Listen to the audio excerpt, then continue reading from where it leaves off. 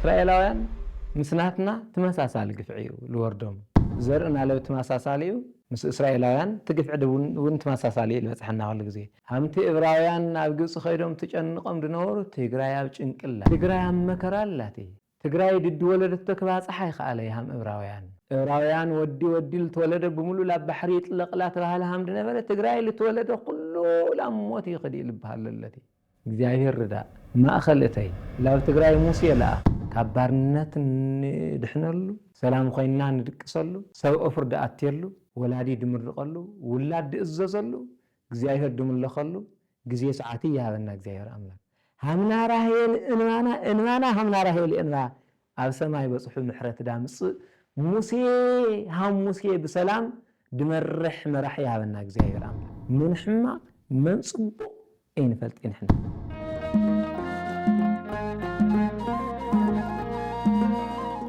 በስመ አብ ወወልድ ወመንፈስ ቅዱስ አሃዱ አምላክ አይንተ እግዚአብሔር አቦታት ካህናት ምእመናት በእግዚአብሔር ፍጹም ሰላም ዳሕና ዳሓድርኻትኩም ዳሕና ደውዕልኩም እምትጽህዮም ለእሉ ህዝብ ጥስየኒ ሊተ መጽሐፍ ሕይወት ዘጸሓፍከኒ ካብ ድዞም ህዝብ እዚኦም ተጥፎኦም ካብቲ ናይ ሕይወት መጽሓፍ ድጸሓፍኻኒ ኣብ ኣምደ ወርቂ ስመይ ድጸሓፍኻዮ ካብቲ ናይ ሕይወት መጽሓፍ ደምስሰኒ زهايل قال زي التناغرو نبي موسى እዩ ነገር ግን ድሕዚ ክንማሃሮ ድንደሊ በትረ ሙሴ ይብል ርእሲ ሕዝና ኢና ክንማሃር ከውራት ምእመናን ዳኣነ ተናጋሪ አንደበት ዳኣቱም ለሰማዕ እዝኒ ያዓድለና እግዚአብሔር አምላክ ሎለ ባህሪ አምላክና ክብር ምስጋና አምልኮት ወዳሴ የዱ ይኹን በትረ ሙሴ ታሪካዊት በትሪ ኩልና ክንሕዛ ድትድለይ በትሪ قدم لافتا بتري مخادنا بتر تا أسرحة موسى تا يسرحوا قدم مالنا كان مصحف هيوت دمس سني كالزوم هززوم كتاطفهم ما ازي يقولوا قدم مالنا نا موسى نشتتي كنترك ما موسى مچم بيوسف غزي همت التفلطوا خلخاتكم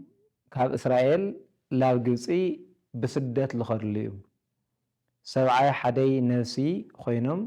لا مدرج ግብጽ ተወርዱ ተለው ያዕቆብ ሓዊሱ ማለት እዩ بيوسف ግዜ ሰብዓይ ሓደ ነፍሲኦም ወርዶም ላብ ግብጽ እኽል ልመና ላብ ስደት خفيو بتبو بيوسف ግዜ ለነበረ ፈርዖን بخبر ተቀብልዎም ላቅመጦም ላለ ወረድ ሲዋረድ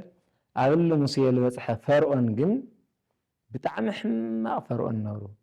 ፈርዖን ማለት በግብጽ አጽየ ማለት እዩ ናይ ክቡር ስም እዩ በኢትዮጵያ አጽየ በግብጽ ፈርዖን በጣሊያን ደማ ቄሳር ወይም ለለ በገሊላ ሄሮድስ ልብል ነገር ናይ ክብር ስም እዩ ፈርዖን ማለት ካብ ብጣዕሚ መምርሒ አውርዱ ፈርዖን መምርሒ ተውርድ ተለቲ እዞም እስራኤላውያን ልባሃሉ ስደተኛታት እዞም መጥየ ልባሃሉ እስራኤላውያን በዝሖም ስለልነው ድድሕር ሕዝውን ድህዝብና ካጨንቁ ስለልኽእሉ ትናኣታትን ብዙሓት ላፈንደእ ስለዓበየ ስለልኸድ ናኣትናውን ላተቃነሰ ስለልኸድ ከተማና ይኹን ሃገርና ግብጽ እሳቶም ከይወርስዋ ወዲ ዝተባሃለ ኩሉ ይሙት ላብ ባሕሪ ይጥለቕ ልተባሃለሉ ግዜ ሰዓት ይነብሩ ሙሴ ኣብ ዝተወለደሉ ግዜ ወዲ ዝተባሃለ ግፍዕር እዩ እስራኤላውያን ምስናትና ተመሳሳሊ ግፍዒ እዩ ልወርዶም ዘርእና ለው ተመሳሳሊ እዩ ምስ እስራኤላውያን ትግፍዕ እውን ተመሳሳሊ ልበጽሐና ኩሉ ግዜ ወድል ተወለደ ኩሉ ላብ ባሕሪ ይጥለቕ ልብል ነገራት ምስ ወረደ መምርሒ ሃም ህግ ኮይኑ ምስ ጸደቀ ሙሴ ባሻዓይቱ ተወለደ ተን ኣዋላዶ ድሙሴ ድገበራ ገብረን ኣዶ ድሙሴ እውን ብደም ጥበበኛ ነበረት ላፍት ወሰን ባሕሪ ደብርና የብለን ሰንቲ ሸፍነን ጉዝጓዝ ገብረን ማርያም ትባል ዓባይ ሓፍቲ ነብራቶ ድሙሴ الساق أترقاتر لا تنكباخبت أو أف بحري أو سنت الوزح سعري أو جوزجوزا أما تاشيا أو أحد قطه ليت خيرا أدوا أتطبيو قاتري ومرا قالك يولعو بحنط موسى مالتي تحفت لاباسه تتوع البرحقات بطبب فقعد እግዚአብሔር ኮይነ ካዕልታት ሓደ መዓልቲ ጓል ፈርዖን መኻን ድጸንሐት أي ولدت أي زمدت ሰውነታ ክትሕጸብ ወይም ደም ሓሻ ክርሕዛ ዓለባ ክትሓጽብ ላፍቲ ባሕሪ ትወርድ ላፍቲ ባሕሪ ምስ ወረደት ድምጽ ብኽያት ሰምዐት هم خدت ملكعني ولا حلا حولتي حازته حقفته بمعلومنا حفتو موسى مريم تبال صوعتا أتي إبراوي تسقي اسكي كابزنا ديتا إبراويان إسرائيلاويان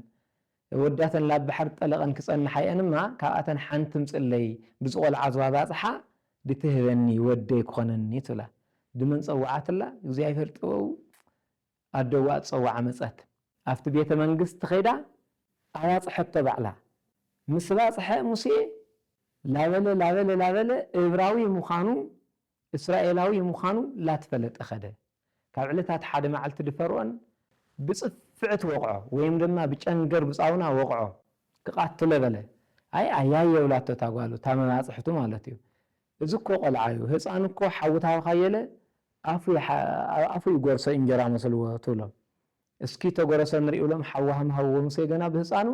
افو غرس ابلو هز مسي لا السانيو لو باء مالتي وافو مسي سو كون صياف براغليطوس ارون يكونني افاي بالمصحف بقى ويم دما بزح دي الناجر مالتي موسى تبل إبراوي مخانوت فلطة كعلتات حدا معلت حدا إبراوي حدا جلساوي لا توقعوا يجنيهم من موسى ود 3 عامات مسخنة من إساي مخنة خورات سمعتي بفلاي من أسايات بتر موسى حازو ليلي أخزي وانشف حازو بالليل جنات خاتات على تمرتك وكمية بتر موسى حزيئات تمرتي بتر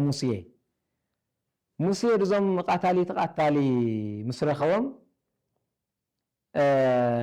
بتي جلساوي مستئبراوي خويني قتلهم ما الحشايا يقبروا بنجا قالله خلت إبراوي كافتم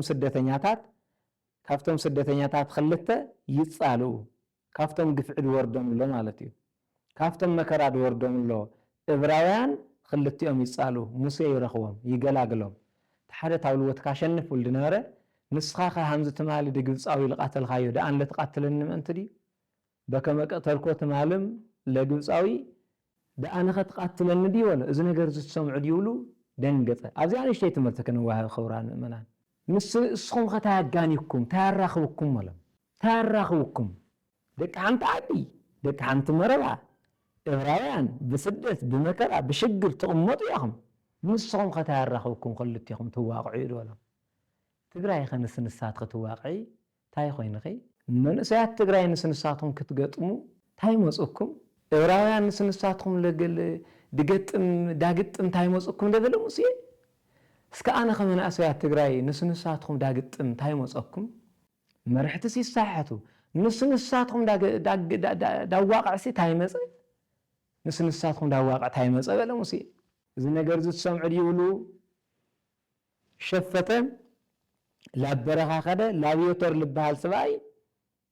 قصار قصره حرستا يخونه حلاو واقع دما خونه يقرم رديته እግዚአብሔር ዳዊት ካብ حلوا واقع لا ህዝብ ምርሐም ጽው እግዚአብሔር አምላክ ሙሴ ካብ حلاو በግዒው لا እስራኤላውያን ምምራሕ ድጽውዐ ናይወተር አዋግዕ ላጓሰ የለሃለ እግዚአብሔር አምላክ መላእክት ክልእኸካኤ ወሎ መላእክት ለነለ እግዚአብሔር አምላክ አመኸላብ ትግራይ መላእክት ለአኽ ሃምቲ ዕብራውያን ናብ ግብጽ ኸይዶም ተጨንቆም ድነበሩ ትግራይ ኣብ ጭንቅላቲ ትግራይ ኣብ መከራላቲ ትግራይ ድድ ወለደቶ ክባጽሓ ይኸኣለ ሃም ዕብራውያን ወዲ ልተወለደ ብሙሉ ላብ ባሕሪ ይጥለቅላ ተባሃለ ሃም ድነበረ ትግራይ ልተወለደ ኩሉ ላብ ሞት ይኽዲ ልብሃለለቲ እግዚአብሔር ርዳ ማእኸል እተይ ላብ ትግራይ ሙሴ ለአኽ ላፍቶም ስደተኛታት ዕብራውያን እግዚአብሔር አምላክ መልእክት ክልእኸካኤ ወሎ አፈይ ላዕላ ልሳኒዩ አሮን ኣብ ፈርዖን ኸይደ ምንጋር ኣይኽእሊ ኣብ ቤተ መንግስት ክናገር ኣይኽእሊ ኣነ ሃመይ ገብረ ወሎ ሓውኻ አሮን ደፋርነቲ እሱ ክናገር ለኻዩ ንስኻ ክትኣዘዘሎ ኣብ ፈርዖን ኸይዱ ሙሴ ምስ ሓው አሮን ኾይኑ ህዝበይ ልቐቕ ህዝበይ ካብ ባርነት ልቐቆላ ዓዲ መለስ ላብ እስራኤል ይመለስ ሰላም ኾይኑ ይንበር በለ ብለካ ኣሎ እግዚአብሔር አምላክ ወሎ ዲ እግዚአብሔር ለይፈልጠይ ትውለኻ የስኻለ ኣይሰምዓካ ይብልዎ ድሙሴ አሮኒ ፈርዖን ክሰምዖም ኣይኽኣለ ደንዳና ኣእምሮ ኣየሃብኻ እቱም ሰባት ክሰምዖም ኣይኽኣለ በትር ሙሴ ብዙሕ ተኣምራት ለለዋ እያ ድተናይ ግብፃውያን ኣብ ትርቲ ተመን ኮይና ውሕጣተን እያ ብዙሕ ታሪክ ሰርሓ እያ በትረ ሙሴ ኣብ ቤተ መንግስት ኸይዳ ኣጨንቃ በትረ ሙሴ ሙሴ ወጣትነቱ ግዜ ካብ ኣባግዕ ተፀውዑ በትሩ ሒዙ ተኣምር ሰርሑ እዩ ነፃነት እስራኤላውያን ኣውጅ እዩ ልቀቁሎ እግዚአብሔር ኣምላክ ህዝበይ ልቀቀለ ይብለካሎ ልቀቀሉ ልዎ እዩ ተሓቂ ተናግሩ እዩ ፈርዖን ግን የሰደደይ ደግሙ ተኣምር ሰርሑ እግዚአብሔር ኣምላክ ኣይሰደደይ ደግሙ ተኣምር ሰርሑ ትሽዓንተ ደኣክሉ ተኣምራት ኣብ ልዕሊ ግብፂ ወርዶም ካፍቶም ትገበሩ ተኣምራት ብዙሓት እዮም ክትንትኖም ይኽእል መጨረሻው ሞቶ በኩር ልበሃል በኩር ውላዳቶም ግብፃውያን ሞይቶም ሓድሮም እስካዕ ወዲ ፈርዖን ኩሉም ስሞተ ደግም ስኹዱ ለዓድኻትኩም ምልዎም መን ላመርሖም ሙሴ እስራኤላውያን ወይ ምእብራውያን ካብ ቦቶም ካብቲ ግብፂ ምውፃእ ምስ ጀመሩ እዛ ከተማ ጭር ብላ ካይሮ ወይም እለ እስክንድርያ ዝተፈላለያ ከተማታት ግብፂ ጭር ብለን እዚ ብኽያዚ ሙሴ ላብ መሪሕነት ዳምፀ ግን ክቡራን ሰማዕቲ ሓደ ታሪክ ነብሩ ሓንቲ ራሄል ትበሃል ኣደ ነብራ ግብፃውያን እስራኤላውያን ብባርነት ላገዝእዎም ኣብ ዝነበሩሉ ግዜ እዛ ራሄል ትበሃል ሰበይቲ ሕርሲ ትደሓዝ ጭቃ እዚ ኸዚ ፒራሚድ ገለ ዝበሃሉ ዕብራውያን እዮም ሰርሖሞም ላትሰርሐ ብዝነበረሉ ግዜ ሕርሲ ምስ ተተሓዘት ሕርሲ መፅንዋ ክወልድ ትውለድ ዳስራሓሎ ሰብ ኣብኡ ውለድዮ ይብላ ኣብኡ ትወልዶ ጭቃ ላጨቀየት መቸም ፅንሲ ሕርሲ ፅናሕኻ ይፀንሒ ግዜ ይበካይ ክወፅእ ተደል ይወፅእ ትቆልዓ ማንታ ቆልዑ ትገላገል ርገፅ እዮም ይብላቲ ኣይ እናኻ ግፍዒ ርገፅ እዮም ኣብኡ ኣብቲ ጭቃ ወይም ኣብቲ መጣቕ ርገፅ እዮም ይብላ እቲ ደማ ይኹን ትኻልኻልኣት ትረግፆም ወይ ሓራስ ገዓት ላድልያ ወይ ምግብ ላድልያ ወይ ሃነፅቲ ምግብታት ትዳፍሰሰቶ ደም ክትክአላ ልኽእል ነገር ክትወስድላ ትገድባ ስደተኛ ብምዃና እስራኤላዊት ብምዃና ግብፃውያን መከራ ኣውረዱላ ፈርዖናውያን መከራ ርገፅ እዮም በልዋ ረገፀቶም ብኽያታ ሓደ ሕፍኒ ብኽያ ይሃሉና ኣምላክ በዚ ሰማይ ብላ ላብ ሰማይ ኣብዚ ሰማይ ዝኣምላክ የለ ይብልያ ብላ ረጨየቶ ላብ ሰማይ እዚ ንኣታ ብኽያት እዚ ናይ እስራኤላውያን መከራ ጥራሕ ዝባኖም ላትገዙ ትደምሩ ኣብ ስላሴ በፅሑ ምሕረት ሒዙ መፀ ድመን ለኣኸ እግዚኣብሔር ድሙሴ ትብኽያቲ ብኽያት ትግራይ እውን ሃምና ራሄል ምሕረት ሒዙ ድመፅእ ይግበረልና እግዚኣብሔር ኣምላክ ካብ ባርነት ንድሕነሉ ሰላም ኮይንና ንድቅሰሉ ሰብኦ ፍርዲ ኣትየሉ ወላዲ ድምርቐሉ ውላድ ድእዘዘሉ እግዚኣብሔር ድምለኸሉ ግዜ ሰዓት ይሃበና እግዚኣብሔር ኣምላክ ሃምና ራሄል እንባና ሃምና ራሄል እንባ ኣብ ሰማይ በፅሑ ምሕረት ዳምፅእ ሙሴ ብሰላም ድመርሕ መራሕ ይሃበና እግዚኣብሔር ኣምላክ ምን ሕማቕ መን ፅቡቕ ኣይንፈልጥ ንሕና ብዚ መልክዕ እዚ ሙሴ ኣብ መበሊ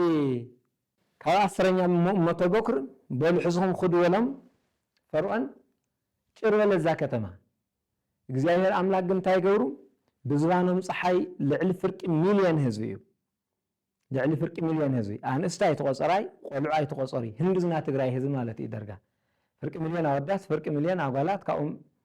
ማእምናት ክፀንሓየን ቆልዑ ህልቁለ ይብሎም ንህውዮም ሚልዮናት እዮም እቶም ህዝቢ ኣወዳት ፅራሕ ስለዝቁፀሩ ባሻዓይቱ ግን ፍርቂ ሚልዮንም ልዕሊ ፍርቂ ሚልዮን ንበሎም ብሰማይ ፀሓይ ከይወቅዖም ደመና ጋርድዎም ፀላእ ከያግንዮም እንደገና ብድሕሪት ደመና ጋርድዎም ዕሾኽ ገለ ከይወግኦም ደመና ንፅፍሎም እንደገና መንገዲ ዝፀርገሎም ሃምዶዘር ሓደ ደመና ንህዎም ብክልተ ጎድኒ እንደገና ጭጋግ ደመና ኣዘጋጅሎም መርሆም መዓልተ በደመና ቃትሪ بدمنا يمرحم وليليت ببرهان أسات ليت እንደገና ببرهان حوي يمرحم እግዚአብሔር አምላክ يمرحم ሙሴ بقدس ሚካኤል ተራዳይነት لا مرحم 11ኛ ሰዓት በጽሐ بግንባሮም بحر ነቲ ባህረ ኤርትራ ልባል ሓያል ባሕሪ ማዕበል ነው بحر ነው ክሻገሩ ወታለ ይኸሉ እንኳን ቆልዓ ሰበይት ሕዝኻ እንኳን ንብረት ሕዝኻ ክሻገሩ ወለ ይኸሉ بحر ነው بدحريت እንደገና ጸላእ ነው ፈርዖናውያን ወያخدو ለሞም ጭር ምስበለት ታ ከተማ መንዳእ ክንገዝእ መንዳእም ኣብ ከተማና ፎቅ ካንፀልና መንዳእ ክሓርሰልና ምን ክዕጭለልና ኸይድና ንመልሶም ብማል እንደገና ትናስሖም እግሮም ላተኻተሉ ከለው እዮም ብድሕሪ ጸላይ ብግንባር ባሕሪ ላበይ ይኽዱ እስራኤላውያን እንታይ ይብሎም ብግንባርና ባሕርኖ ሙሴ እንታይ ኢኻ ትሰርሕለኻዮ ብባርነት ምንባር ምሐሸና ነውሩ ብሎም ዕብራውያን ወይም እስራኤላውያን ببارنت من بار محشنا نورو خزلاوين خد بدحريتنا قالاتهم سمعلنا يوم ناي فرس دمص انه حزوم ملونا دبناي غاردنا እግዚአብሔር አምላክ በደመና ይጋርድናም በመሐዝና ነውሮም በግንባርና ለባህርኖ ላበይን ሻገር ላበይን خد ጸበበትና መሬት ትግራይ ጸበባ ላበይ ትخد በግንባራ ባህሪ መከራን ነው በግንባራ ክትሻገሩ ዲያ የተሻገሩ ጸበባን ነው ጥሜት ነው እርቃን ነው ቁማል ነው ቱኻን ነው ጭንቀት ነው ዕብራውያን ጥራሕ ዲዮም ተጨንቆም ትግራይ ልባው ጭንቅላ ትግራይ ልባም መከራላ ቤተክርስቲያን ልባም መከራላ ጨንቆም እስራኤላውያን ለምረሐኦም ጠርዑ ለምን خد መፍትሕ ፍጠር ወልዎ ለእግዚአብሔር ጸለየ በትረ ሙሴ ወለ እግዚአብሔር አምላክ ዝብጣለ ባህር ድትመከራ ድትጭጋግ ድትጸልማት ድትባሕሪ ድትአውለ ነፋስ ድትበትርኻ በለበለ باي بتر موسى عاد موسى دما ماشاچي ذات امراويت بتري دت بحري هد دولو سوق كوده مزرعتي يقلچم حيالي موسى سلطن ناي እግዚአብሔር ባለሟሊው هم موسى بعال خور يلي بموسى ليق نبيات بእግዚአብሔር ዘንድ خوري دز بحري عبد المسوقع ما يسلم عرفت بين وعرفت بصقم دزي همبار يخون لا تجزء النبره حزبي دزي دتጨነቀ حزبي دزي መከራ ለበዘ حزبي ከባርነት ልክወጽ እግዚአብሔር ኣብ خلተ ቃደደሉ በታበትር ተዋብሉ በታበትር ውቅ ዕምሳ በላዛ በሕሪ ኣብ خلተ ፍንጭሕ በለት ሃም ድግድጋ ተሓደ ማይ ሰማይ በጽሐ ተሓደ ማይውን ሰማይ በጽሐ እስራኤላውያን ሕልፉ ተባለ መራሕ ሙሴ ግግምባር ህዝብ ድሕር ድሕሪኡ ኣብ ጎድ እንደገና አሮን መራሕ ሃይማኖትን ነው باي همزل بترا داليك الله حزب تግራይ همزل ولا مرح موسى تدللخا هم አሮን ወሉ ካህናት ትደልልለኻ هم አሮን ወሉ ጳጳሳት ታድልያላል ትግራይ ቤተ ክርስቲያን هم ሙሴ ወሉ መርሕቲ ትደልላቲ ትግራይ መከራ ዳሻገር ጭንቅ ዳሻገር بحرب خلተ ድስምጥቅ ናይ ሙሴ ኃይል መን እዩ እግዚአብሔር ናይ ሙሴ ጉልበት መን እዩ ፈጣሪ سنتقلو أب خلته أملاكنا يسوع كريستوس كبر مسجنا ذا أخايخون لك بحر سنتق حلف خيم اسكتابات تياز كن حزة اسكتانا موسيقى نع الناس كن حزة اسكت جزاير نمبركخ اسك حيلنا جزاير إنبل موسيقى أب خلته كان بحر مساشا قرم سألت بالحرة إنه ساعتهم أفرق توصحت له إبراهيم እቶም ግብፃውያን አፍተወሰን ባሕር ነበሩ ሁሉም ስነውረቶም ዕብራውያን ውፅእ ትውለው ካብ ባሕሪ ለምድረ ርስት ተይኾነይ ላፍት ባዳ መሬት ላፍት ገማግም ባሕሪ ምስ ወፁ ግብፃውያን ኣብ ማእኸል ባሕር አበፅሑ እንደገና ለለ ሙሴ ወለ እግዚአብሔር አምላክ ደግምኻ ብታ ተአምራዊት በትሪ ዝበጣ ኢኻ